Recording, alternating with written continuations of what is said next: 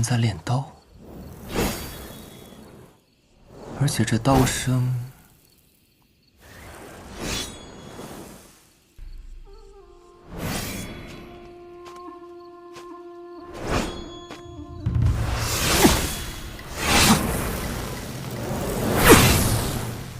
王启明。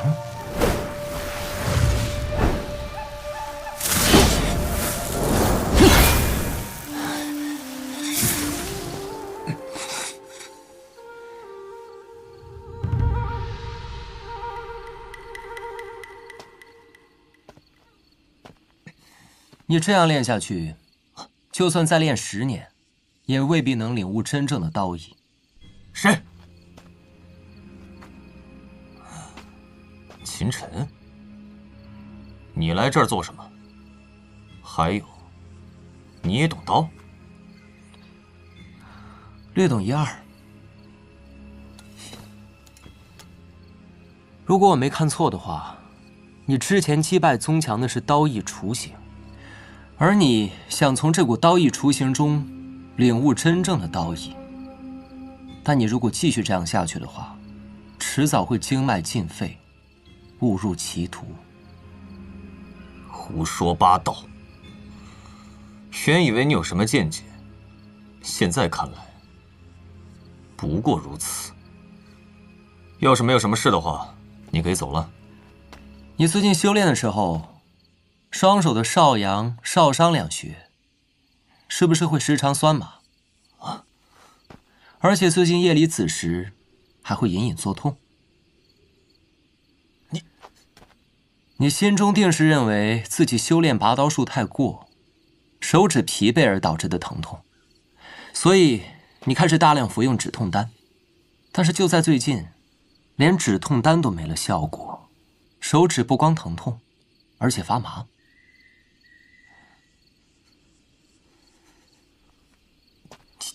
你怎么知道？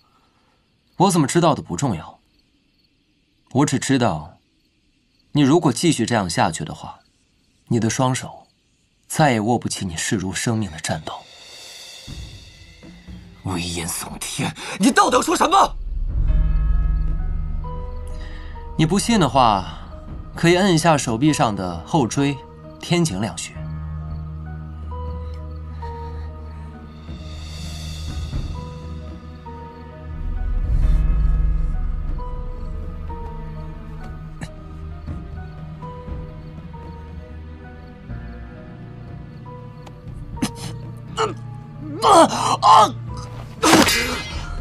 后椎天井两穴属于少阳三焦经。王启明，你的隐疾已经蔓延到了你的手臂，如果再不治疗，你迟早会成为一个废人。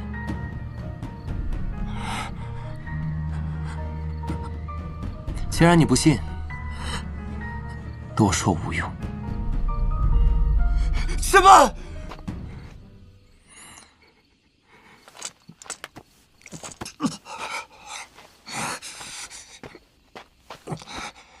何事？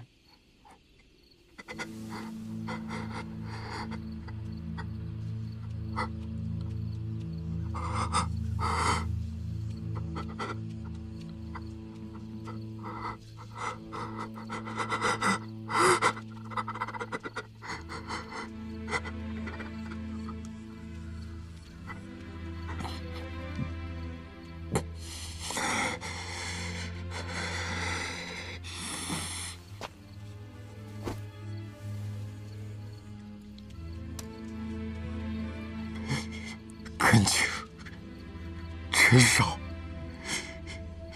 救救我！我不想成为一个废人，我要变强，我要成为西北五国第一刀客！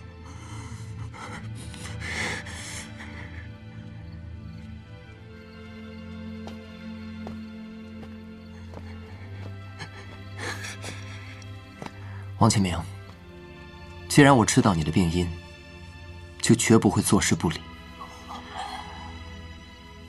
起来吧，你别动。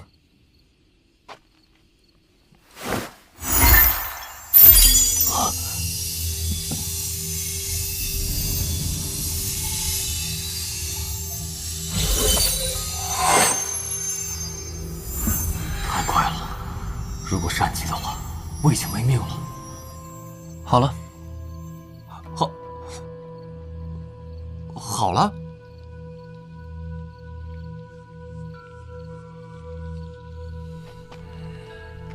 刚才被刺中的地方，竟然传来一股清凉之感，酸痛也消失了。手臂像是脱胎换骨，重获新生一般。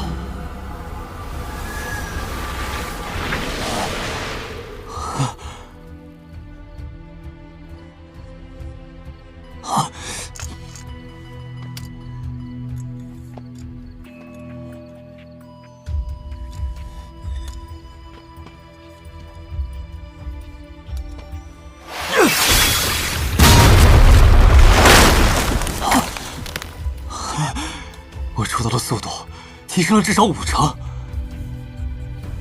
而且手指的酸麻感也消失了。你原先闭塞受损的经脉都已经被我打通了。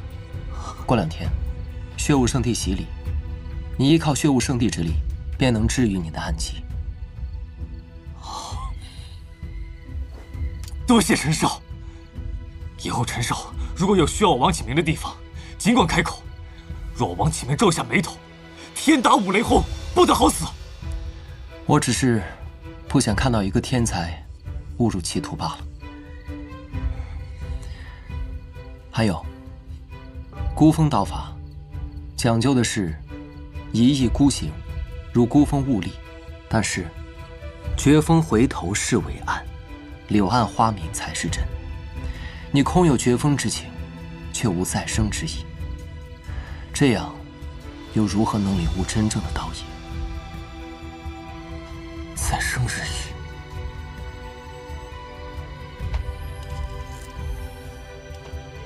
孤峰刀法，你先看好了，能领悟多少，看你的造化。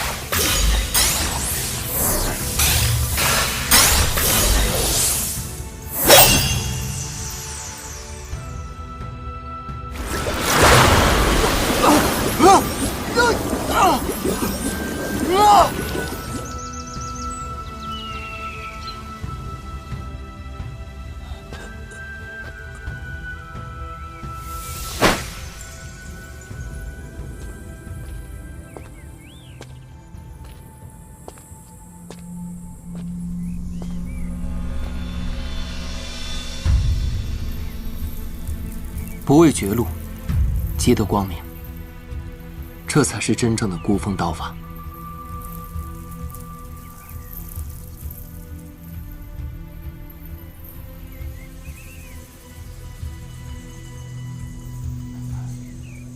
难道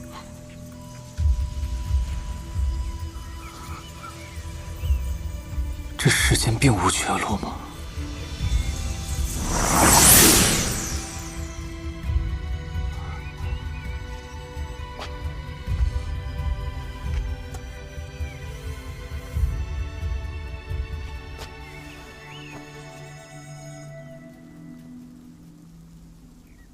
是啊，我出身平民，从小吃尽苦头。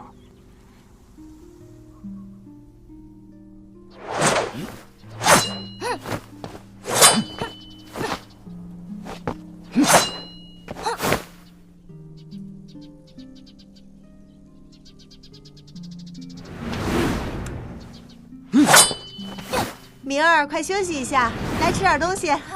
瑶，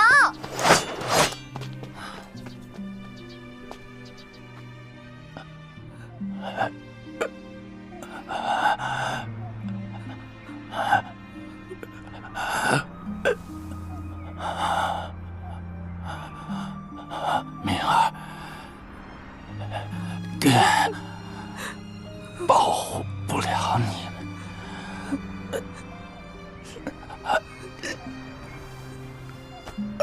和你娘了，以后你要自己保护自己。爹！爹！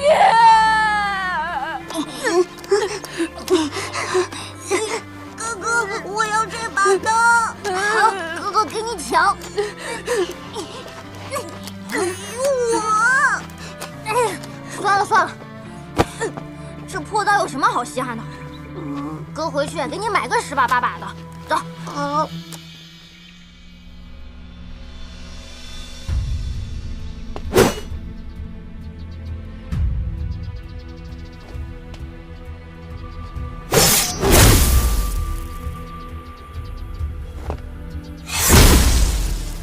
但我从未想过放弃，最终考入了天星学院。整天提把破刀，一脸穷酸样，还以为自己多么厉害呢。在学院中，我受尽嘲笑，那我就用别人10倍的努力去修炼。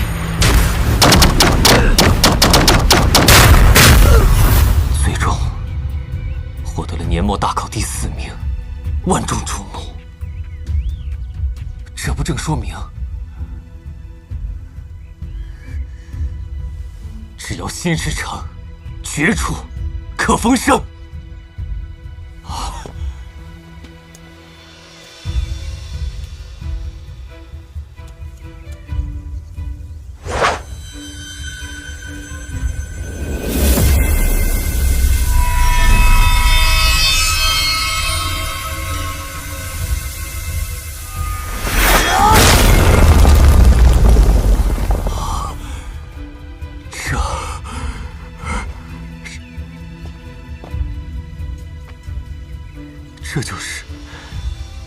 这就是刀意吗？魔族为祸，五欲大乱，上神秦尘降世，除魔卫道，荡清宇内，被尊为武神。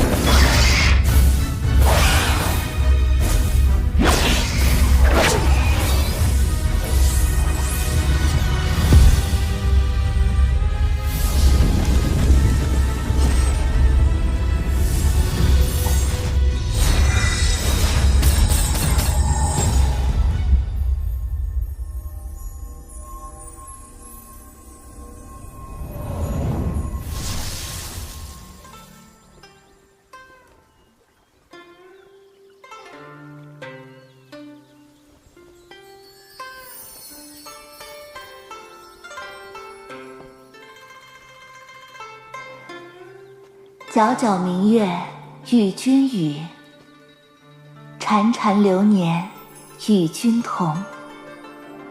云云花落与君老。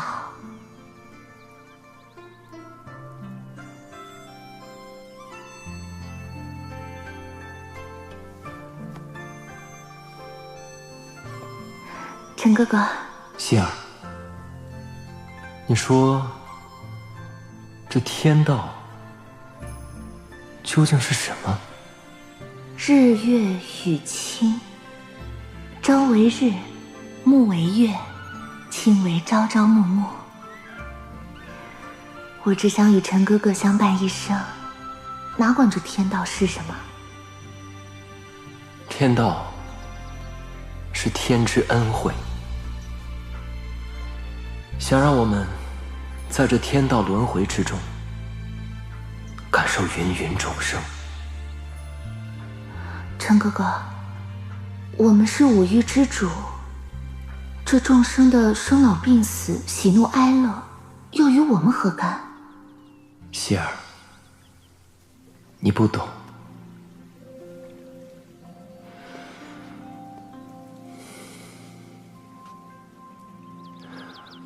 众生皆苦。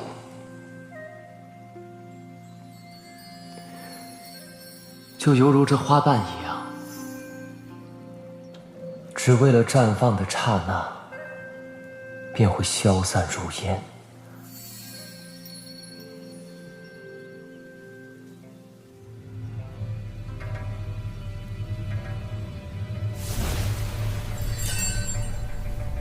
希儿，我们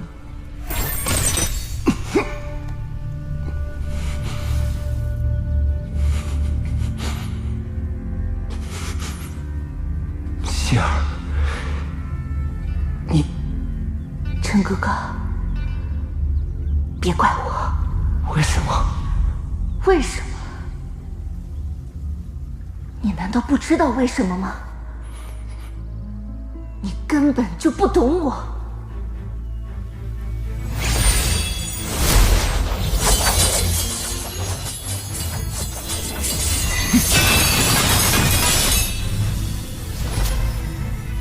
希儿，我到底做错了什么？你要如此对我？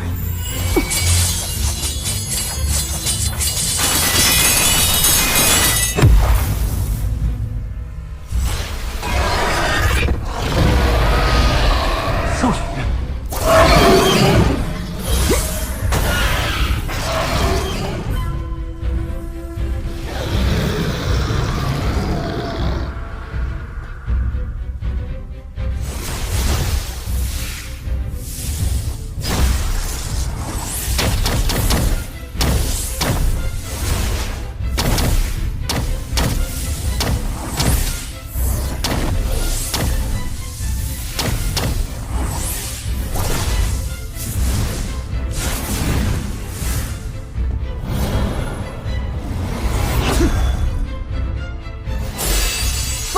雷电河。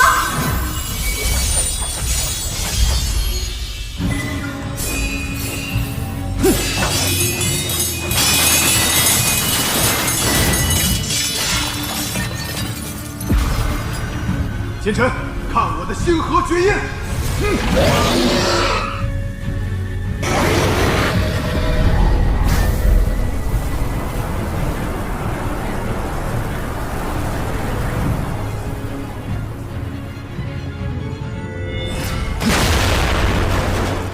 哼，奸臣，就算你修行绝世，也难逃我的手掌。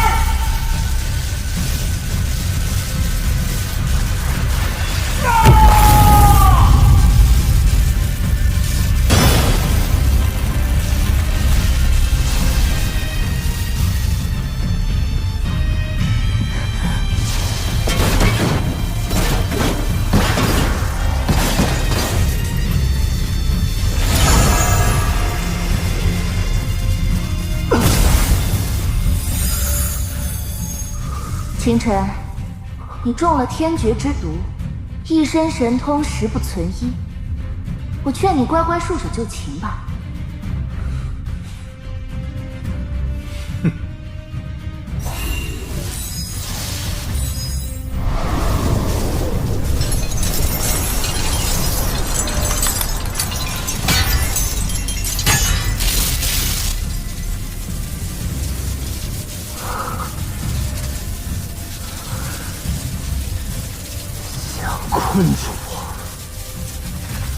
没那么容易。天魂剑术。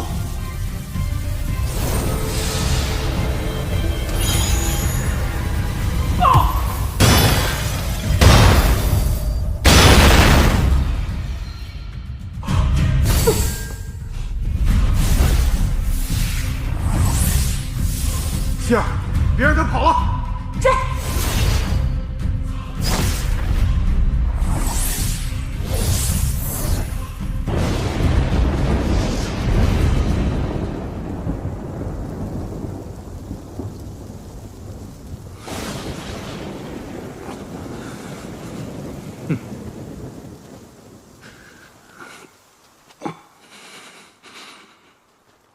秦晨，无论你怎么逃，也逃不出我们的手掌心。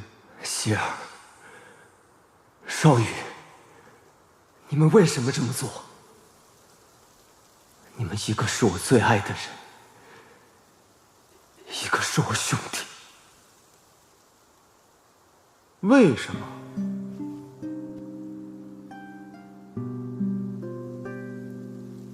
清晨，在你出现之前，我和少羽便是两情相悦。之所以愿意和你朝朝暮暮，不过是为了利用你。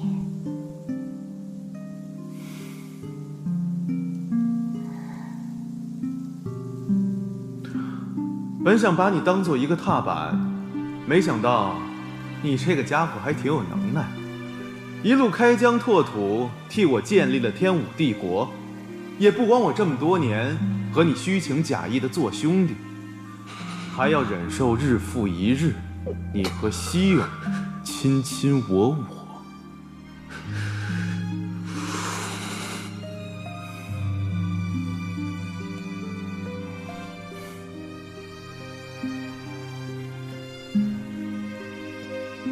和你相处只会让我感到厌恶。我和少羽早就约定好了，等我们成为9天5地之时，便是你命丧黄泉之日。届时，我就能名正言顺回到他身边。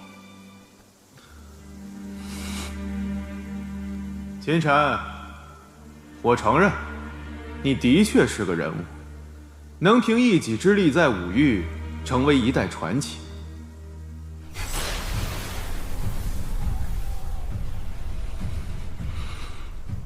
很可惜，今日你就要命丧于此，成为我开国的祭品。不过，看在多年兄弟情分上，我可以饶你一命，只要你留下一样东西。你们已经夺走了我的一切，我已经没有什么可以给你们的了。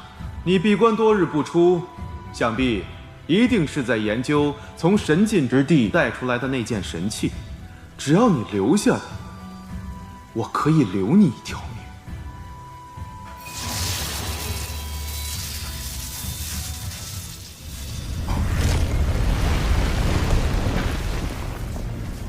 我前尘看破了天机，却没看透人心。我追逐了半生，都在与天命抗争，没想到会落到今天这步田地。少羽，你还是不懂我。我前尘贪生，却从不怕死。小心！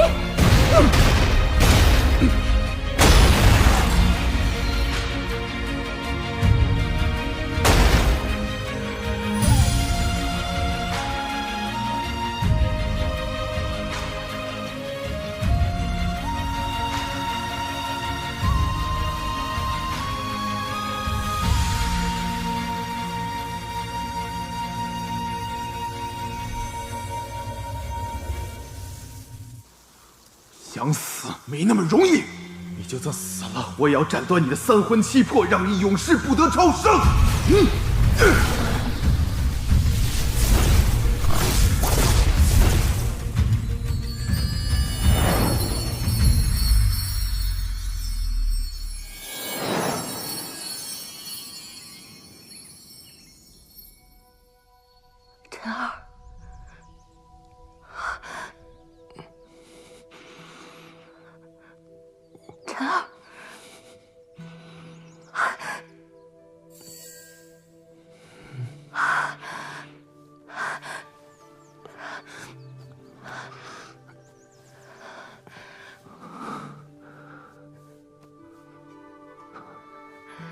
我这是……你终于醒了，晨儿。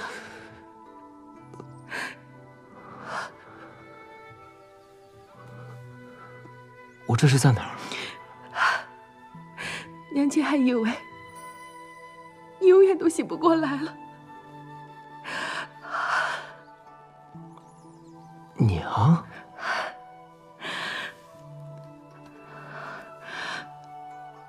你怎么会被人打成这个样子啊？听学院的人说，你和魏家公子爵都是真的吗？他怎会对你下此毒手？这不是存心要我孩儿的命吗？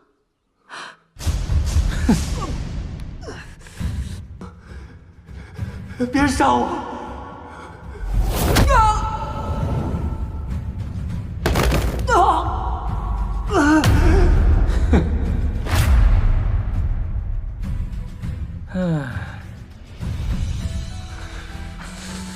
晨儿，你怎么了？虽然不知道是怎么回事，我好像做了一个很长很长的梦，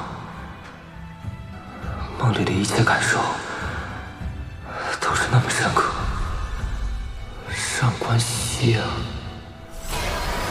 冯少宇，他们都是谁？冥冥之中，似乎有一种命数，让我脑海中多了这样一段记忆。没事吧，晨儿？我没事。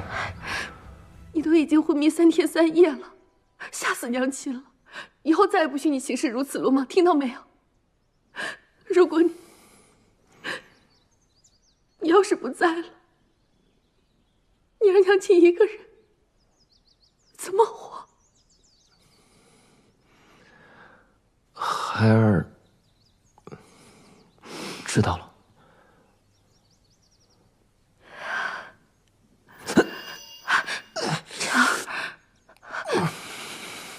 晨儿，你没事吧？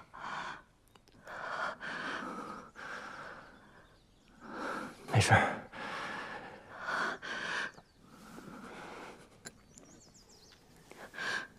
快喝下这汤药，补补身子。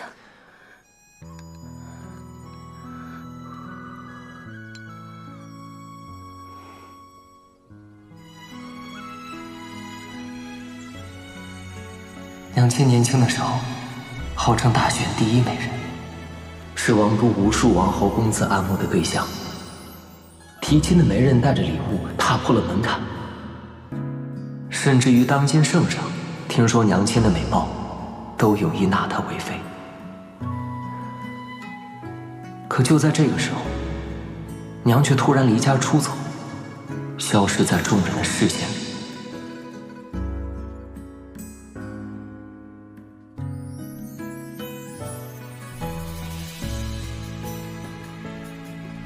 3年后，娘才回到秦府，怀里还带着一个婴儿。未嫁生子，这在整个天武大陆都是极为忌讳羞耻之事，属于不守妇德。若不是我的外祖父力排众议，以秦家的血脉名义收留了我们母子俩，恐怕我跟娘亲早就被逐出秦府，流浪街头了。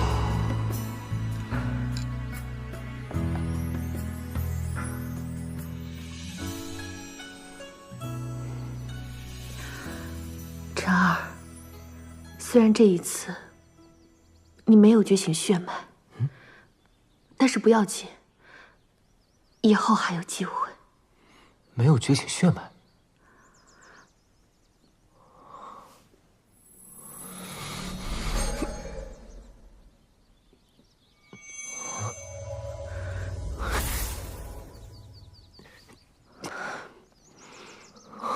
哪怕你成为不了一名强者，也没有关系。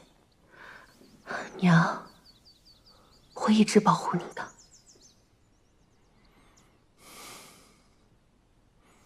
娘，你放心，孩儿不会被这点挫折击垮的。既然如此，娘就放心了。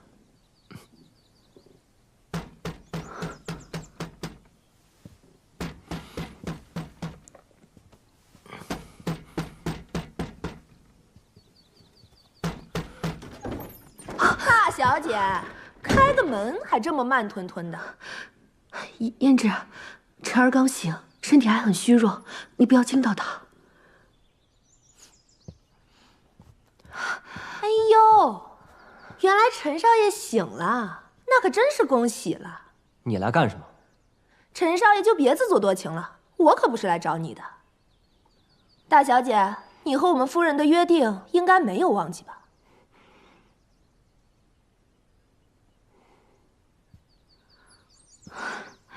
晨儿，你好好休息，娘出去一趟。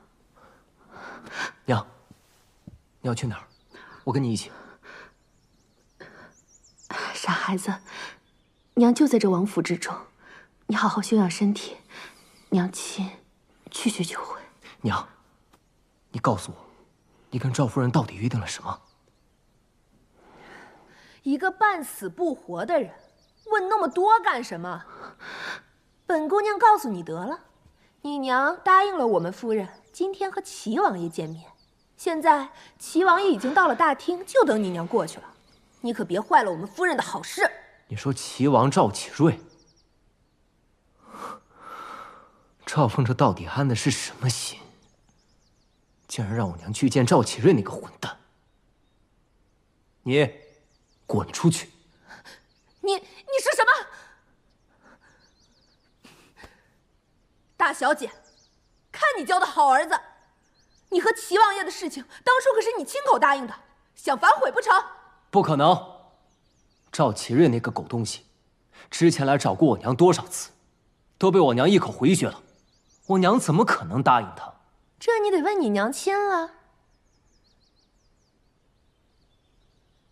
晨儿，你伤病初醒，当心伤了身子。娘只是去见他一面，不会如何的。娘，你现在去见他，岂不是往火坑里跳？陈少爷还有脸问？当初你与人私斗，昏迷不醒，眼看就要活不成了。你母亲恬不知耻的在我们夫人门外跪了一夜，求她赐下回神丹。要不是我们夫人……你住嘴！赵夫人当初可是答应过我，不会将这件事情说出去。母亲为了救我，竟受了这般屈辱。大小姐，别说了，我跟你走。娘，我们哪儿都不去。从今天起，孩儿不会再让您受半点委屈。至于你，现在就给我滚出去！叫你一声陈少爷，还真当自己是个少爷了？放肆！别忘了你的身份，你只是秦府一个丫鬟。哎呦，大小姐还跟我显摆起来。夫人早就料到你会出尔反尔。来人呐！将大小姐带到客厅去，别让夫人和贵客久等了。大小姐，得罪了。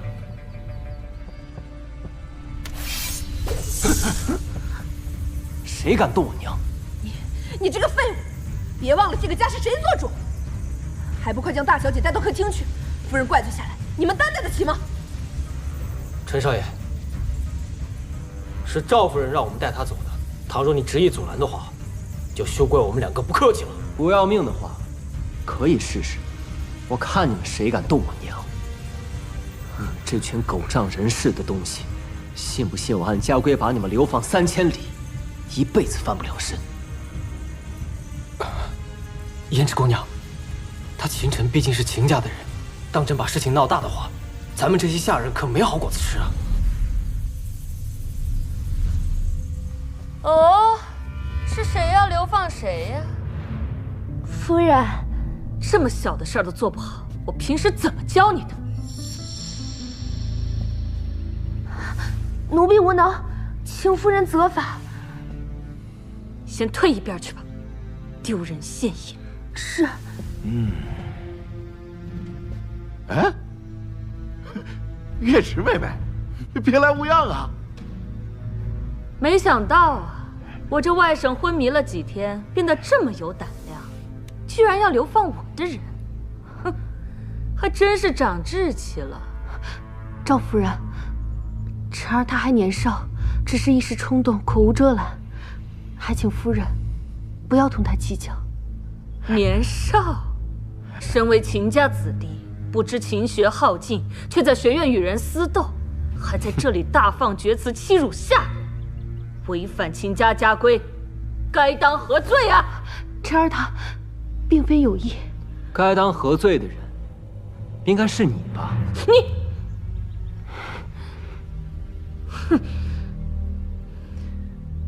你身为秦家主母，却纵容下人随意欺辱秦家子弟，这就是你所谓的秦家家规。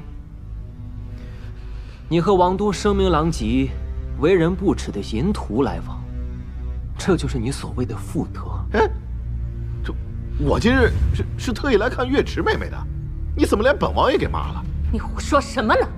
齐王爷，那我家王兄说的没错。这个赵夫人祖上与王氏也有些渊源，称我一声王兄也不算僭越呀。我可没说你就是那个淫徒吧？既然你已经说出来了，那我就直说了吧。即使身为兄妹，私下幽会，也的确有违伦常之举了。赵夫人，你身为皇上御封的诰命夫人，本应该成为天下妇人的表率，行为端庄。此事若传出去，秦家还如何在大玄国立足啊？你简直胡言乱语！来人，给我拿下他！谁敢动我晨儿？大小姐，抱歉了。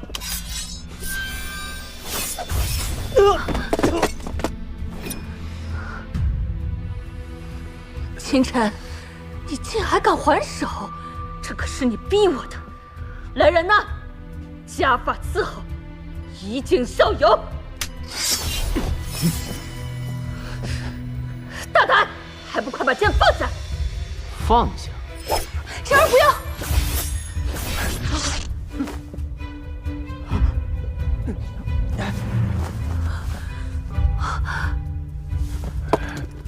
你要放心，孩儿自有分寸。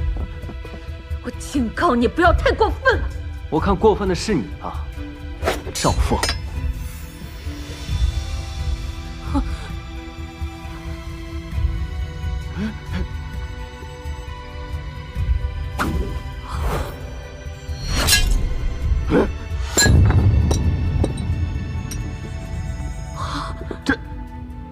以后谁再敢打我娘的主意，下场就如同此晚。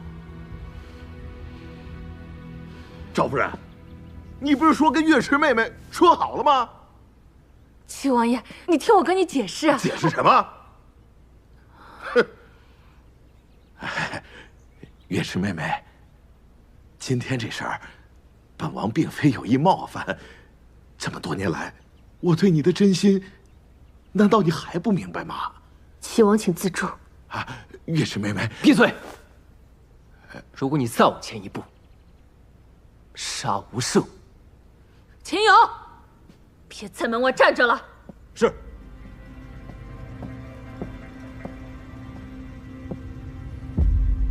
把他给我就地正法。陈少爷，你还是束手就擒，乖乖听从夫人的发落吧。想让我束手就擒，那就看你有没有这个本事了。既然如此，恕老奴僭越了。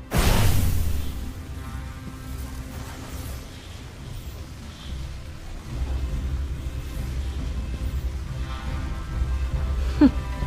都给我住手！侯爷，侯爷，侯爷，你来的正好。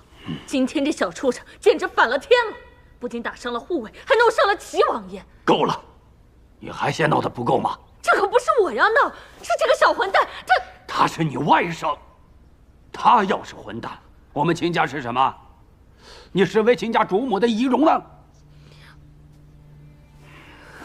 秦王爷，我秦家管教不严，让你见笑了。你还有脸说？你看看，我现在成什么样子了？你秦家子弟都敢对本王动手了！哼！月池妹妹，让你受惊了，你没事吧？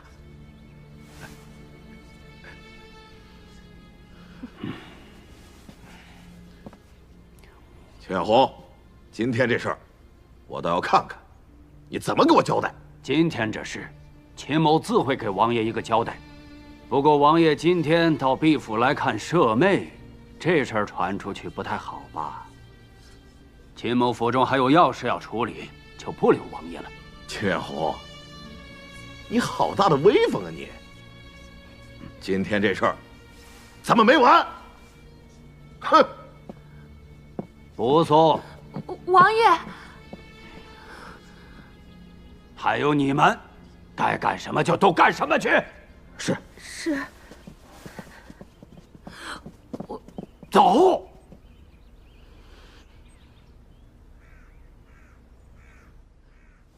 哼，月池妹妹，今天这事儿，本王并非有意冒犯。这么多年来，我对你的真心，难道你还不明白吗？齐王请自重。啊，月池妹妹，闭嘴！如果你再往前一步，杀无赦。秦勇，别在门外站着了。是。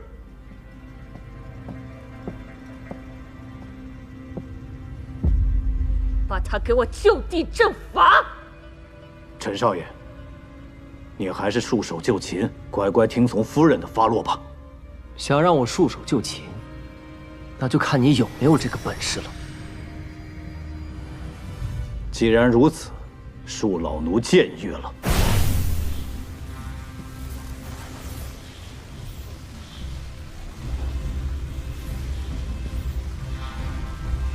哼！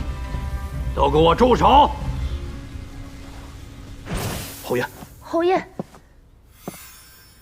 侯爷，你来的正好。今天这小畜生简直反了天了，不仅打伤了护卫，还弄伤了齐王爷。够了，你还嫌闹得不够吗？这可不是我要闹，是这个小混蛋，他是你外甥，他要是混蛋，我们秦家是什么？你身为秦家主母的仪容呢？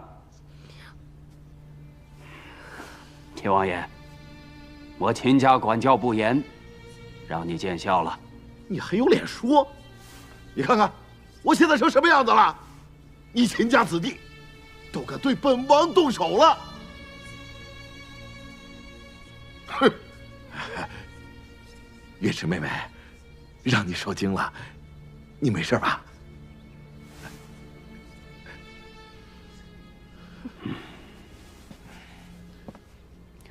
秦远红，今天这事儿，我倒要看看，你怎么给我交代。今天这事，秦某自会给王爷一个交代。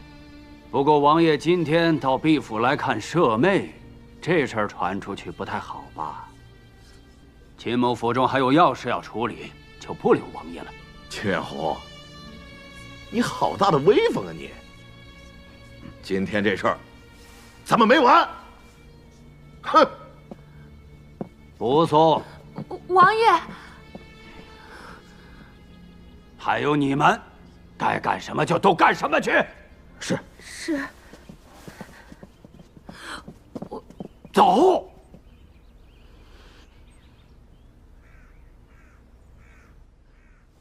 哼！秦晨，长出息了，都敢动手伤人了。刀剑无眼，快收起来。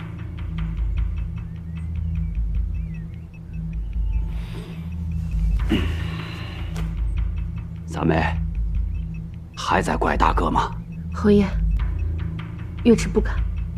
当初你背着家里出去，又未婚生子，给秦家带来多大的影响？我身为家主，也是出于无奈才……月池不怪侯爷，一切都是月池自作自受。唉，过去的事不提也罢。今天的事，我可以暂时不追究。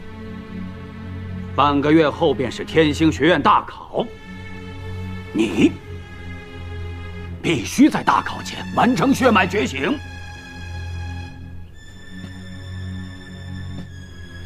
好让王都的达官贵人们都知道，我秦家的子弟，个个都是人中龙凤，而不是废物。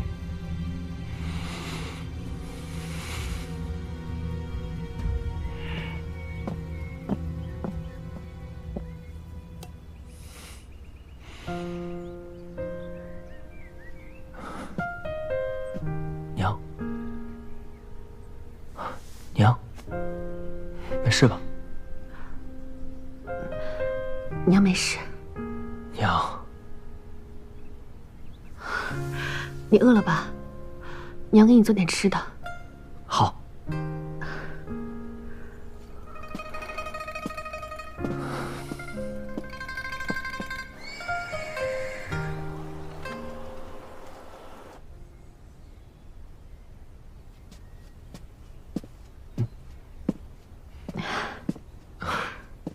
晨儿，快吃吧。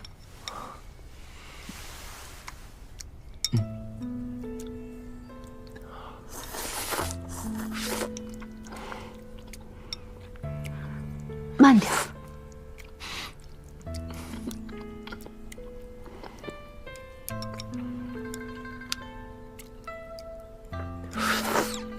晨儿，你舅舅官拜中郎将，封安平侯。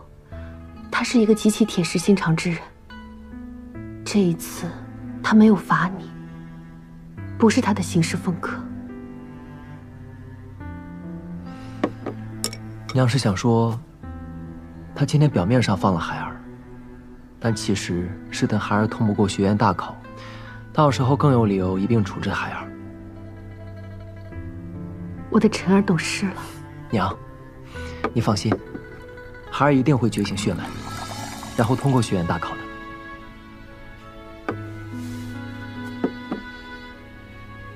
娘相信你。以晨儿的年纪，血脉觉醒已无可能。但是，身为母亲，能做的只有相信她。晨儿，哪怕我们不在秦家，我也会。娘，就算你现在就要离开秦家，孩儿也有能力养活你，一定不会再让你受到半分委屈。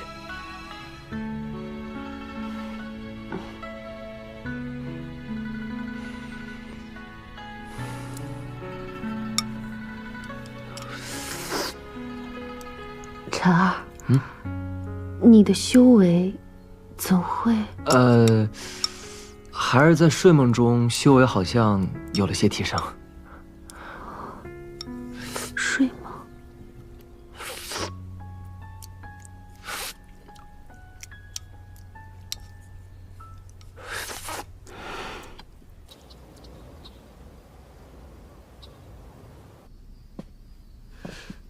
秦远红，你今天到底怎么回事？竟然帮着那个小畜生，还在那么多人的面前扫了齐王爷的脸面。你说说，你到底是个什么意思？你问我，我还没问你呢。你一天到晚在府中干了什么事？我还不是想让秦月池尽早离开秦家，省得那个小畜生以后霸占我秦家的家产。倒是你，竟然放过那个小畜生！哼，我就知道你们秦家没一个好东西。你胡说八道什么？我怎么胡说八道了？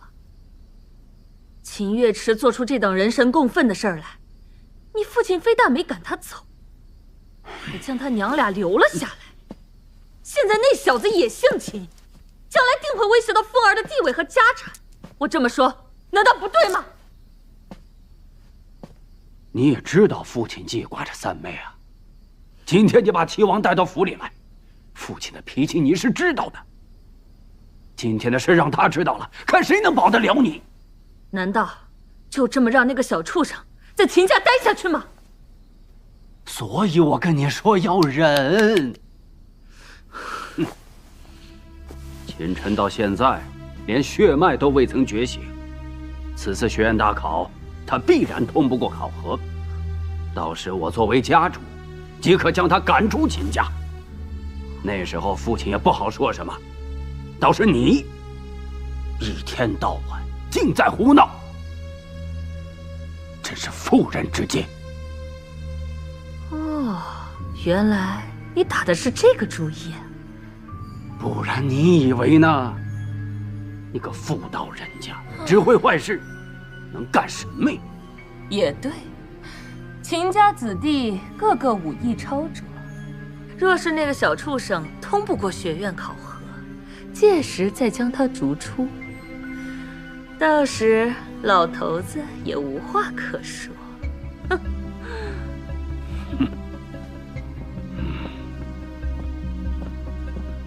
秦晨，我看你还能蹦跶多久？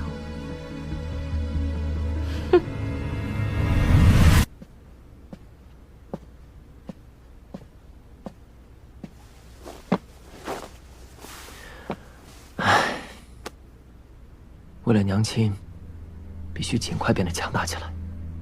第一步，觉醒血脉。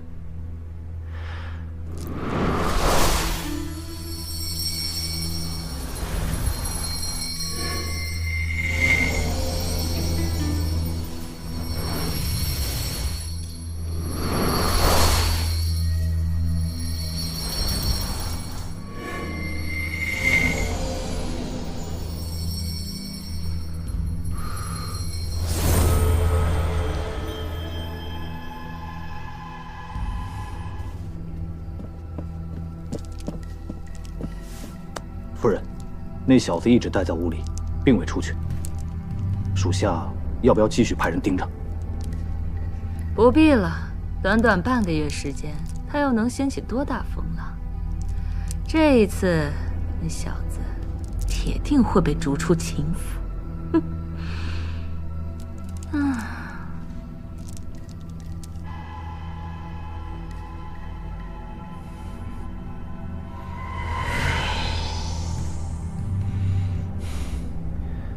无法觉醒血脉，原因无非有二：一是这体内的气脉太过稀薄；二是这副身体出了什么问题。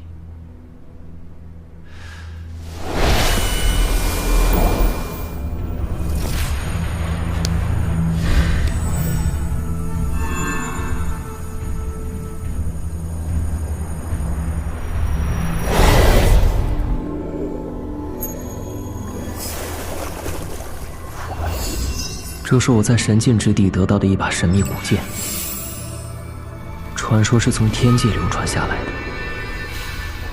你整日闭关不出，一定是在研究从神境之地带回来的神器吧？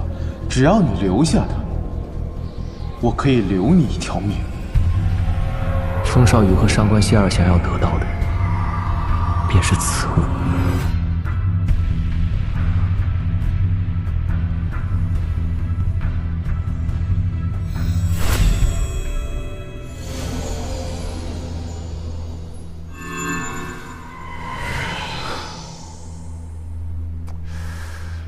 这体内的气脉已经全部定型，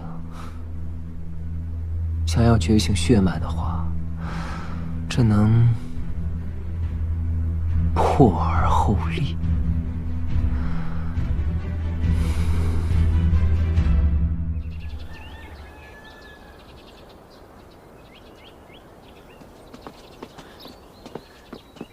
晨儿，娘，我出去一下，去去就回。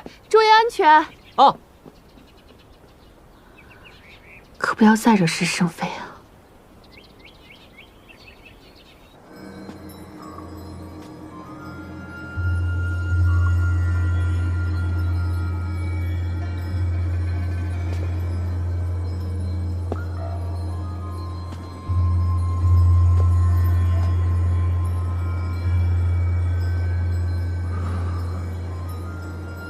终于到了。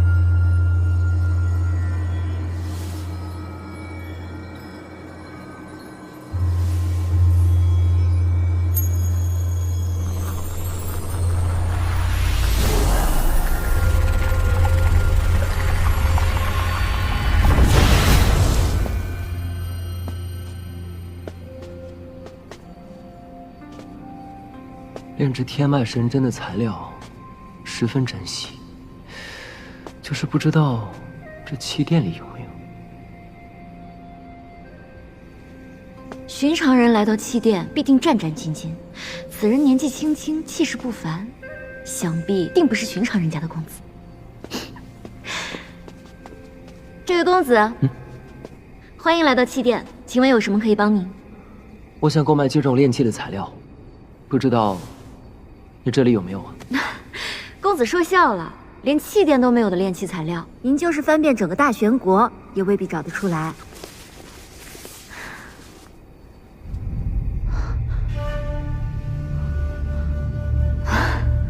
公子，您这怕不会是写错了？我在气殿待了4、5年，这上面大部分的材料，我可从来没见过。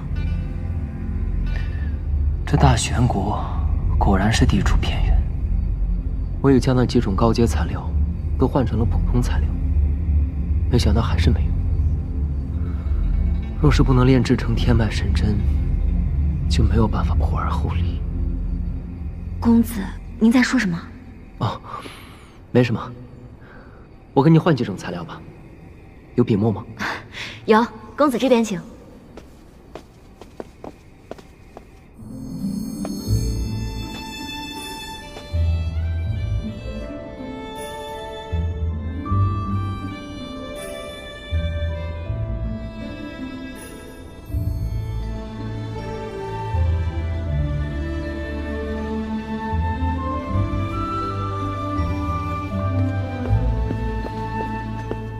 灵山郡主，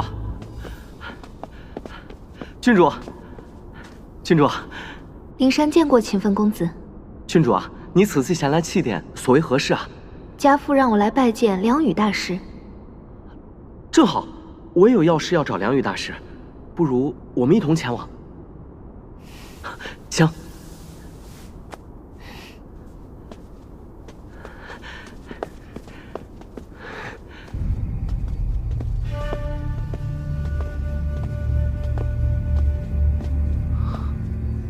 哎呦，这不是秦晨弟弟吗？听说你连血脉都还没有觉醒，怎么，这当不了一名武者就改行当炼器师了？秦奋公子，这位也是你们秦家子弟吗？灵山郡主啊，这位就是我姑姑的儿子，也是我秦家那一位私生子。原来是他。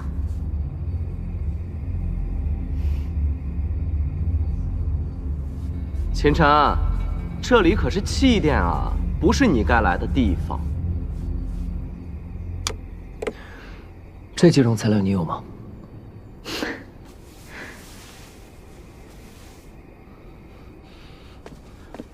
什么材料？让我看看。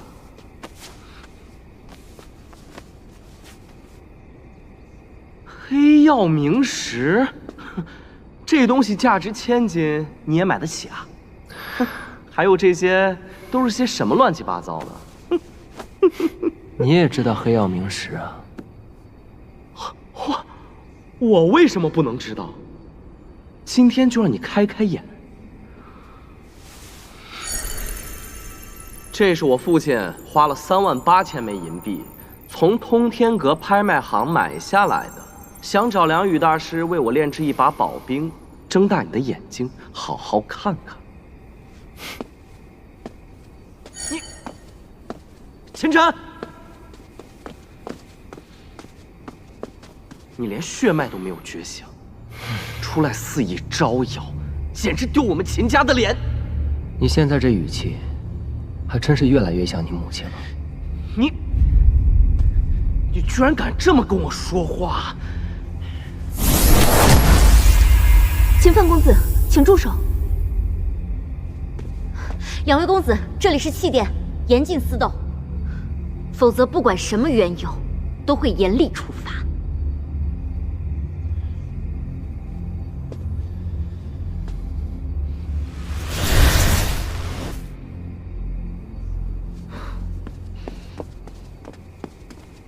拜见梁羽大师。今天算你走运。拜见梁羽大师。炼气师，在下秦奋，安平侯次子，想请梁宇大师用黑曜冥石为在下炼制一柄宝兵。你想炼制什么？一柄3尺利剑。黑曜冥石乃顶级炼器材料，只需一点点便可。家父说了，此次炼制无论成败，剩余石料全由梁宇大师自行处置。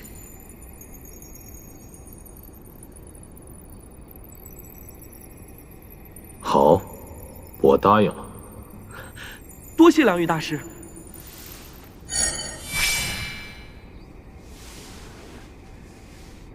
梁大师，晚辈赵灵山，家父赵静，这是家父给您的一封信。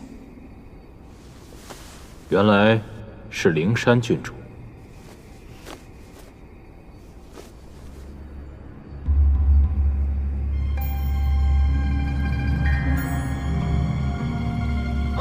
这难道是？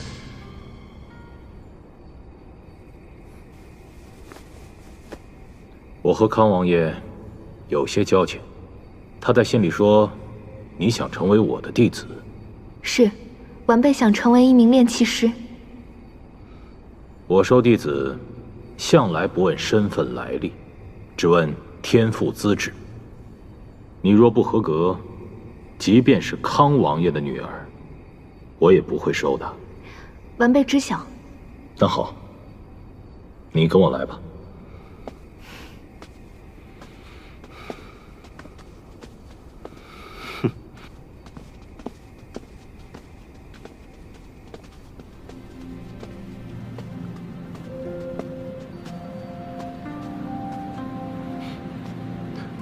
你跟过来干什么？晋升。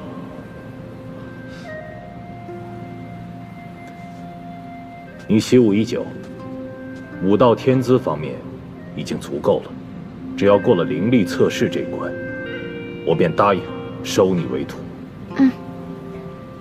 现在，将你的灵力输入到这根石柱中。是。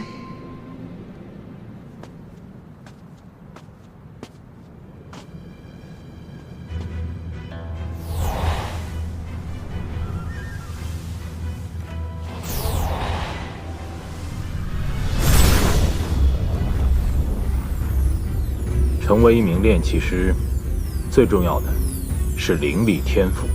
唯有强大的灵力，才能在兵器中篆刻下各种铭文，使普通武器能够成为一柄宝兵。灵力强度够了，松手吧。接下来，测试灵力天赋，将你的感知融入到这块水晶中。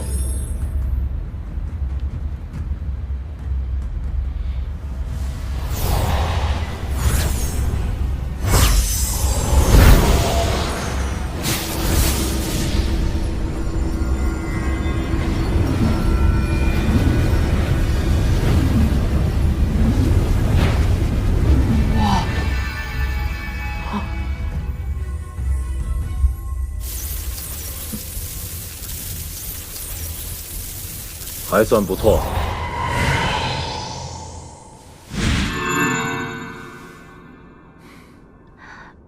梁大师，我通过了吗？从今天起，你便是我梁宇的第9名弟子。弟子拜见师父。恭喜灵山郡主拜师成功。多谢秦奋公子。灵山郡主客气了，能够陪灵山郡主前来，是我秦奋的荣幸。闲话说完了，你们2个可以走了。是。灵山，你跟我来。你叫梁宇。秦晨，你疯了吗？竟敢直呼大师名讳！大师，舍弟不懂规矩，还请梁大师见谅。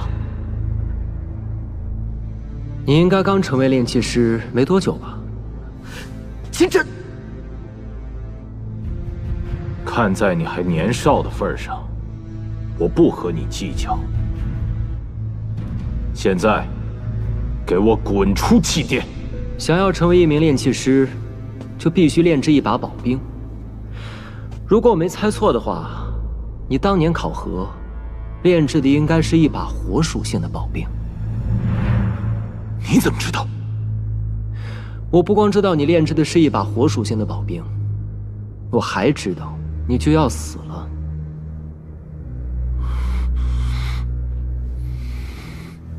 秦晨，你再胡说八道，小心回去我禀告父亲，将你和你娘逐出我们秦府。梁大师，还请不要动怒，我们现在就走。现在想走，晚了。梁宇，只有我能解你的毒。如果我是你的话，绝对不会出手。你从何处知道我中毒的事？你运动真气的时候，天门、中枢两穴，是不是会感到不适？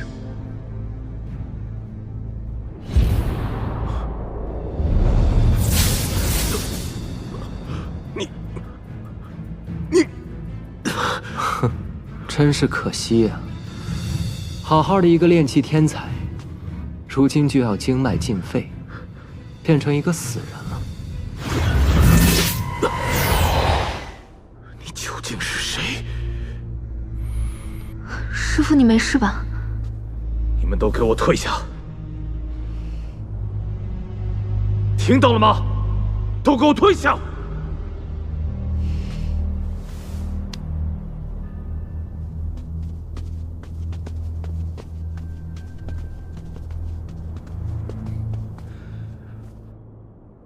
你刚才说的究竟是什么意思？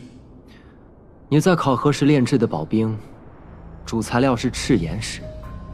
为了中和赤岩石的灼热性，增强其延展性，在炼制过程当中，你增加了绿魅石。我说的对吗？绿魅石是制作魅毒的主要材料，最经不起炎性物质的催发。你为了通过考核，居然用了这等手段，如此投机取巧，如何配得上你炼气大师之名了？哼，我不知道你在说什么，一派胡言。魅毒并不致命，所以你当然无所谓。但是你为了解毒，服用了大量的解毒丹。解毒丹的主材料可是寒属性的空灵花，它非但没法帮你解掉魅毒，而且会让你的魅毒在体内巩固下来。你不会不知道吧？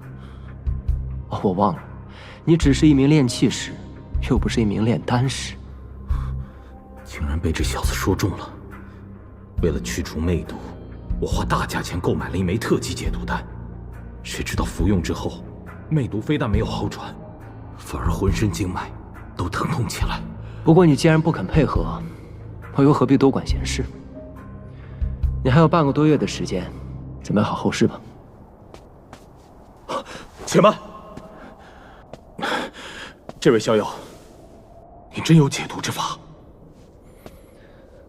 你不是说我危言耸听吗？在下有眼不识泰山，还请阁下见谅。如果信我的话，我可以帮你。带路吧。去哪儿？你应该有自己的炼气室吧？我想炼制一样东西。这边请。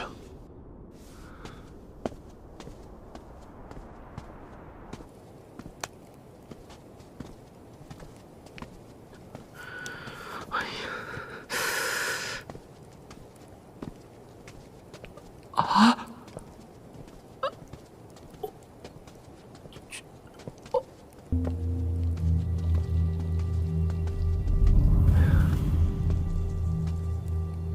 不知小友想炼制的究竟是何物？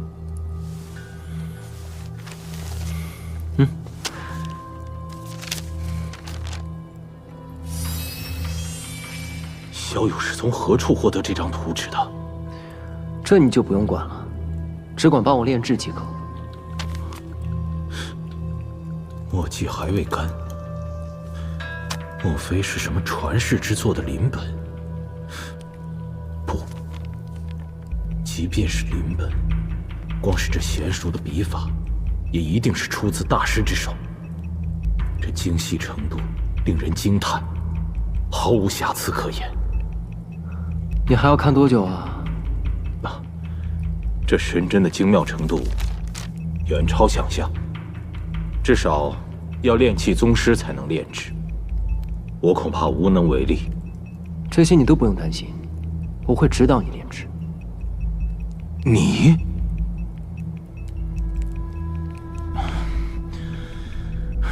那炼制的材料用什么？就用你方才得到的黑曜冥石。这可是安平侯二公子嘱托我炼制宝兵用的，用掉了，我该如何解释？你自己应该有办法吧？再说了，是炼制神针还是宝兵，你应该心里有数。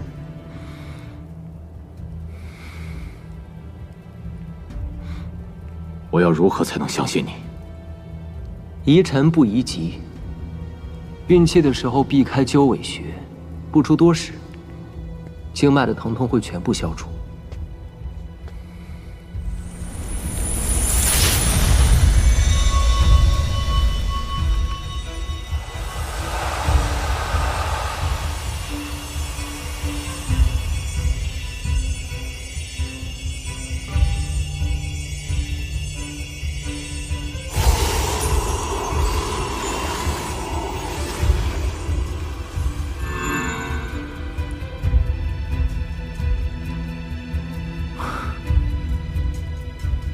确实好多了。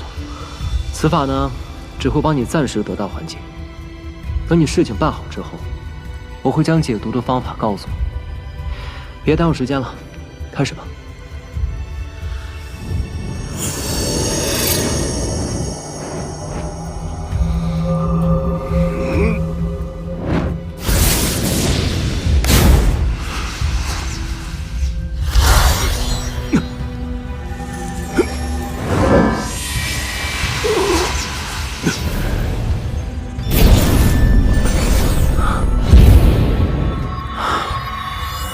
实在是太慢了。你在黑曜冥石上撒一些石华粉。石华粉？这东西撒在黑曜冥石上有什么用？岂不平添杂质，变成了一块废料？让你加你就加，届时跟杂质一起剔除即可。这是你让我加的，废掉了黑曜冥石，可别怪我。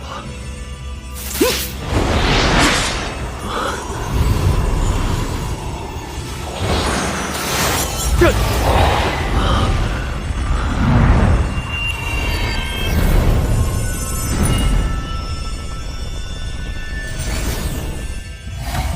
愣着干什么？剔除杂质？啊，这。